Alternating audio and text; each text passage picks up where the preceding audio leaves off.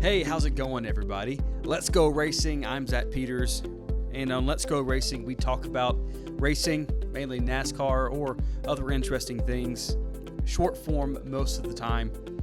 So, we had COTA 2023, Austin, Texas. It is a nice little track, but as we have now seen multiple years in a row, turn one is an issue for our stock cars. Now, this race had some interesting potential. Number one, we had some elongated practice time, which was very, very nice. It built some storylines. We could see some speed, and Tyler Reddick was crazy fast from the very beginning. And we also got to see some interesting racers: Kimi Räikkönen, Jenson Button, Connor Daly, Johnson, Jordan Anderson. These are, well, Johnson not so much, but it was cool that he was there. But we had the potential for some real fun, some new eyes on the sport, some old eyes on the sport, to see what could have been and mostly was a good race. So the race starts and we have a wreck immediately. Lap one, I can't remember who was necessarily involved. I know the 77 and Jimmy Johnson were involved. Jimmy Johnson gets taken out just like that. Can't do anything about it.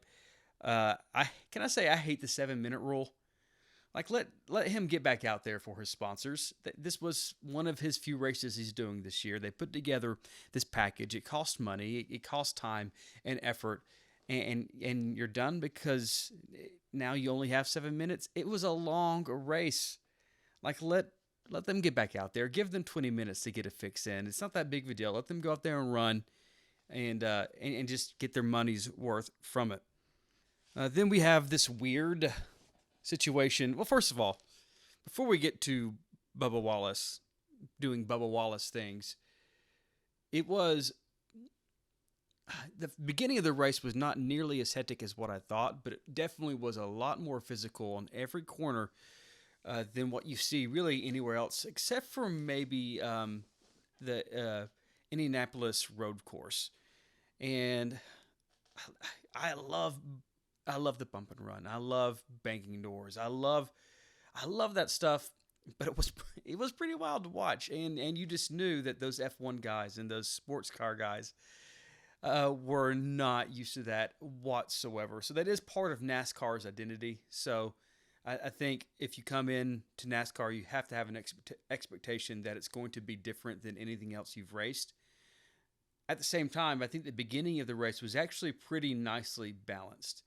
I think it was pretty fair driving, pretty fair physicality, and it wasn't really until the very end when desperation kicks in that there were some real issues that people seem to have problems with, mainly the first-time rookie, second-time rookie drivers out there.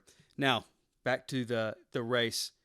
Bubba Wallace just blows a corner, which, again, Larson did this last year, and he never offered an explanation. So I guess it can happen, does happen, but Bubba just blows this corner, smashes into Larson, and then Larson, trying to get to pit road, is then turned by Denny Hamlin. And in the middle, in that race, and again, I'm a Larson fan. He's my favorite driver. Him and Elliott are the people that I cheer for on a consistent basis. So I am biased, but it was, you sit there as a fan of this guy, and you're like, what is happening? After Larson sort of had a snafu in qualifying where they just didn't go out and try another lap, which I get it. A lot of times your second lap is not going to be faster than your first.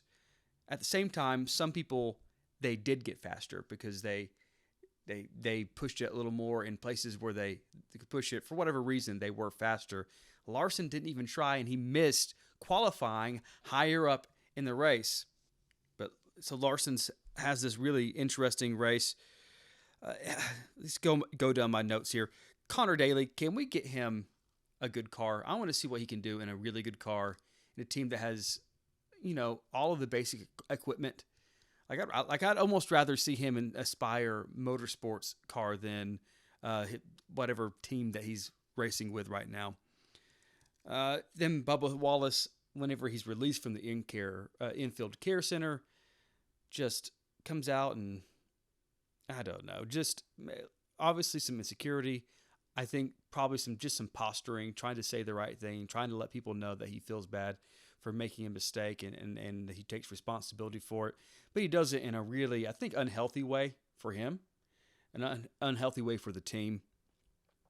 Um, let's see more notes here. New tires versus old tires didn't seem to matter in this race.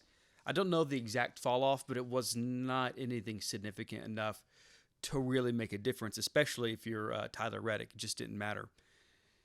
Now, they did an interesting thing for this race where they did away with stage racing. Well, they still had stage racing, but they didn't. They had stage points, but they didn't break for the stages. And on this race, I don't know if this would work every race. I don't want it for every race. The road courses, I think it's a win. For some super speedways, I think it's a win. For some other tracks, I think the stage racing is necessary. So I hope just because this was nice and it worked out that they don't just throw it away for every track. It's okay to have different rules packages for every track. But because they had no stage breaks, we saw this fun strategy play out, which we don't get a whole lot of anymore. And even though it Tyler Reddick didn't seem to care, you had people who were stuck in the wrong cycle. You had people who were going to shoot for 2 pits and 3 pit stops, and then you had cautions at inopportune times, and people get mixed up. And it was fun to watch, fun to see. And towards the end there, we were gearing up to see if people had enough fuel to even finish the race. So yes, Tyler Reddick was the fastest car. William Bryan was up there, and we had, believe Chastain and Bowman and Suarez up there, but we didn't know if they could finish. We didn't know who had enough fuel. It seemed like several were about a lap short, and it's a long track, and it was so nice to see that. Unfortunately, we get the caution, and that messes absolutely everything up towards the end. I can't remember what lap that was. Was it lap 9? Or not lap 9. With 9 laps to go or 11 laps to go, I think we had that caution that really starts setting everything up. We had the dirt. I don't know, just the dirt on the track where they were cutting the corner was that first caution. And then we started having some debris from tires going down and from restarts that really led us into that sort of crazy finish, which I didn't 100% mind, but I did think it towards the last restart. I thought it'd be a shame if Reddick didn't win after the effort he put in for those cautions in particular. I thought it was interesting. It takes the camera crews and production to find footage of why they're throwing cautions. Well, this is this piece of debris. This is this tire. This is Chastain purposely stalling in the middle of the road, and then as soon as the truck shows up to give him a boost, he magically finds a way to go, and he ends up saving himself and getting a good finish. I don't know. It was just an interesting race. Congratulations to Tyler Reddick. He was the class of the field all day. I didn't think the cautions were terrible. It was not a great look, especially because you've got those F1 guys in there, and they're not used to that. I think if the aggression would have been dialed back 20% on that restart, and you're not just purposely booting people in the back and spinning them out and pushing them into a different lane, which then pushes someone else off, in particular in turn 1, which is just ridiculous. I think the race is a lot better. I think the F1 people have a lot better time. And frankly, you want, as NASCAR as a sport, you want those people who show up, those F1 drivers who show up, those sports car drivers who show up, those IMSA drivers who show up, IndyCar drivers who show up and race these courses. You want them to have a blast. You want them to have fun. You want them to have a good experience, and they say good things to their fans. And unfortunately, I don't think that happened. I think Jenson Button did a really nice job of skirting around the issue of being polite and pointing out some really positive things, but also from his perspective from F1 and a few other racing series, sort of the negatives. And I think he has some validity to some of his negatives. I think he did a good job of pointing out what makes NASCAR fun, being able to bump, being able to retaliate, being able to use up every part of the track. But at the same time, it did get out of control at the end. Side note, because I am a Larson fan, boy, Larson went from like 2 laps down to being able to finish in the top 15, top 20, and that's impressive. He had another race earlier this year where his engine had electrical issue with his engine, and he went some laps down, but ended up showing some good speed the rest of the race and making some laps and finishing the race. And I think that's pretty. He's the guy's got a couple of top 5 finishes. So can you really say he's underperforming just 5 or 6 races in? I don't think you can say that.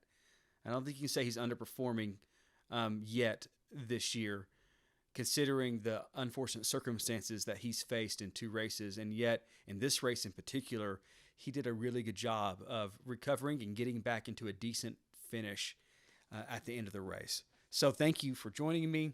This is Let's Go Racing, and I will see you next time.